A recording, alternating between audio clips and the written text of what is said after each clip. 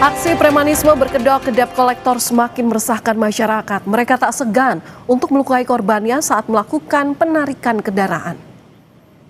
Covernya ini loh, makanya. Loh ini rental loh? Iya, memang mobil yang rental itu masalah. Aksi premanisme berkedok debt collector kian marak. Pelaku kekerasan bahkan sampai melukai korban seperti di Semarang, Jawa Tengah. Seorang warga menjadi korban intimidasi sejumlah penagih utang yang hendak merampas mobil yang ia sewa di pintu masuk tol Kaligawe, Kota Semarang pada Sabtu 7 Februari. 6 pelaku ditangkap 24 Februari lalu. Dari hasil pemeriksaan, pelaku ternyata salah target kendaraan. Data mobil yang dikendarai korban berbeda dengan data kendaraan yang dimiliki para pelaku. Ada putusan MK agar DC tidak boleh melakukan perampasan pengambilan unit di jalan, sehingga apabila melakukan perampasan maka akan dikenakan dapat kami kenakan pasal perampasan atau pencurian dengan kekerasan. Ya, yang di kita yang di Polda 6 orang ditahan. Terserah. Aksi brutal sekelompok orang diduga debt collector di Tangerang, Banten bahkan menelan korban. Seorang advokat jadi korban penikaman saat mobilnya hendak ditarik paksa. Kabid Humas Polda Metro Jaya Budi Hermanto dalam pernyataannya kepada Kompas TV bilang, pelaku penusukan di Tangsel sudah ditangkap jajaran di Treskrim PMJ di Semarang, Jawa Tengah. Saat ini tersangka dalam pemeriksaan terkait peristiwa dan motifnya. Premanisme berkedok debt collector bukan sekadar persoalan penagihan utang. Ini adalah soal wibawa hukum. Ketika penagihan dilakukan dengan ancaman, kekerasan, dan perampasan di jalan, yang dipertaruhkan bukan hanya hak debitur, tetapi kehadiran negara dalam melindungi warganya. Tim Liputan Kompas TV.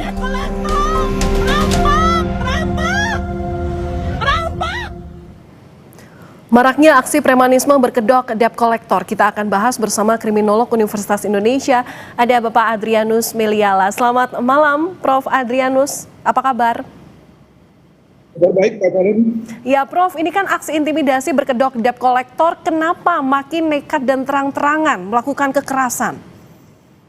Saya melihat ekosistemnya belum berubah ya, walaupun ada keputusan dari Mahkamah Konstitusi, demikian juga dilanjuti melalui berbagai pernyataan dari OJK, kepolisian, dan juga sudah disebarluaskan secara masif. Tapi kelihatannya tadi ekosistemnya belum berubah. Ada perusahaan yang memberikan order ya dengan perintah ambil gitu ya, dan kemudian lalu ada iming-iming komisi yang besar. Di pihak lain dari debt collectornya tetap mengandalkan pola-pola lama, pakai fisik, pakai tekanan, dan mungkin juga di pihak lain ada para debitur yang juga ngeyel ya, atau dengan macam-macam cara tidak mau bayar. Nah, dengan kata lain sekali lagi situasinya belum berubah. Maka ya tentu lalu kemudian muncul ekses seperti ini. Andaikan saja dari pihak debt collector sudah semakin educated ya, menarik mobil dengan cara-cara yang diminta oleh hukum. Demikian juga tidak ada perusahaan-perusahaan yang memberikan order seperti ini dengan perintah seperti pokoknya ngambil, lalu kemudian iming-iming komisi yang besar begitu ya. Dan juga tidak ada konsumen yang ngeyel, maka saya kira situasi ini akan berubah. Demikian. Iya, tapi kan sebenarnya premanisme ini nggak bisa dilakukan kalau misalnya sebenarnya penyelesaiannya dilakukan dalam persidangan begitu ya. Tapi apa yang membuat aksi premanisme ini tumbuh subur, Prof?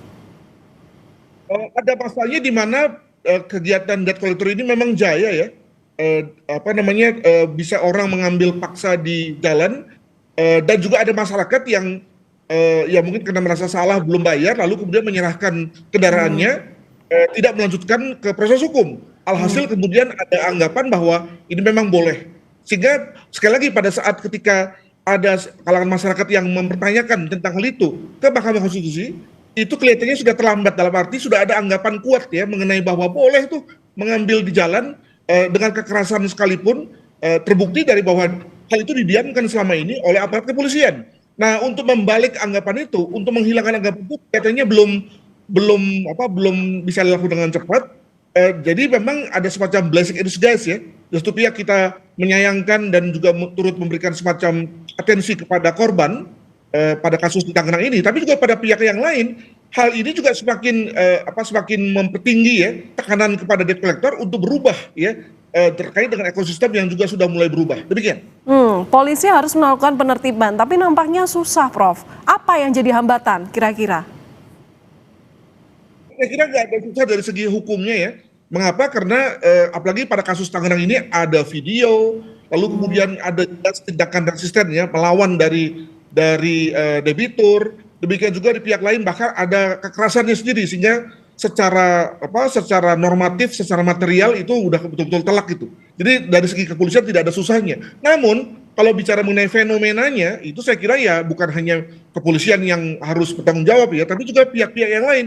Tadi debt collector juga semakin tidak mengandalkan otot ya bagi para penariknya dan mengetahui bahwa kalau hal ini dilakukan maka akan berimplikasi pada perusahaannya. Demikian juga kepada perusahaan-perusahaan pemberi order ya, leasing, bank dan seterusnya juga harus mendapatkan semacam akuntabilitas bahwa kalau orang yang disewanya kemudian terlibat pidana sebagaimana halnya pada kasus di Tangerang ini, maka dia juga terlibat itu. Jadi jangan hanya sekedar ngasih order, ngasih iming-iming komisi, tapi kemudian ketika ada yang melanggar hukum lalu kemudian dia lepas tangan. Itu menurut saya jadi apa? Karena dia adalah orang yang memberikan perintah. Dan sekali lagi kepada kita semua sebagai konsumen juga taat dong dengan ketentuan hutang piutang. Jangan lalu kemudian ketika sudah waktunya bayar tidak bayar dan kemudian pas tarik lalu kemudian teriak-teriak. Demikian. Ya, saya sepakat dengan Anda poin terakhir. Tapi kan ini premanisme ini ada beberapa hal yang dilakukan. Ada aksi kekerasan, ada intimidasi dan dilakukan secara berkelompok gitu. Tapi kalau misalnya sudah ada proses yang seperti ini, apa yang bisa dilakukan korban, Prof? Singkat saja.